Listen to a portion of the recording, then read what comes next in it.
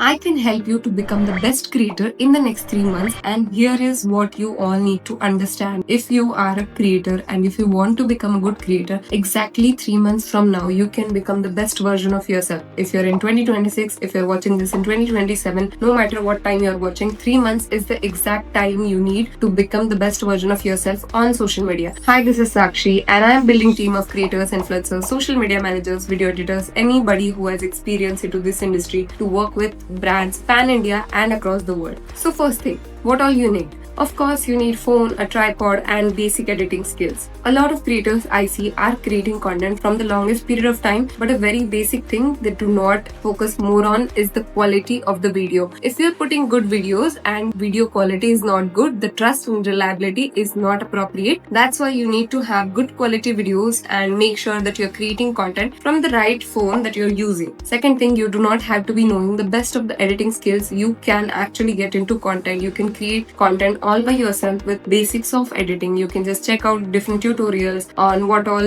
you can do with editing. You have so many apps. One of the best apps that has been recently launched is Edits app by Creators. It is the easiest app that you can use for editing your videos. Go check it out, try editing, try out cuts, snippets, try to use all the features that it has, and it has actually made the easiest version of editing application that has ever been. So also make sure that you are not making video over 1 minute because it doesn't allow you to export. If you are making videos under 1 minute, you can actually use Edits app. Coming to the second point, what content you should actually create. Pick a niche. Of course, everybody talks about picking a niche. I understand it could be difficult sometimes, but when you're creating content, you need to actually create content on something you already know. You do not have to be working or understanding something different or something unique to be creating content. You just share your own experience, try to talk about what you already know. You do not have to be understanding new topics, new subjects every time. Everybody has their own way of speaking, explaining things, and some people like you would want to listen to you. That's why you need to take share of your own industry or take share of your own audience. That's it. You do not have to be very unique. You do not have to be very creative. You just have to be yourself. Okay, now third point. How do you actually practice talking about any particular topic? Here are a few things I talk to a lot of my clients when they're working on personal branding is try to speak like you're talking to your best friend or anybody who you are very genuine to or who you talk all by your heart. So that is something I always promote. So when you're speaking about any topic, you have to be very genuine and very organic, and you should be speaking all by your heart and your own experiences. That is what we focus on. So if you are practicing about it,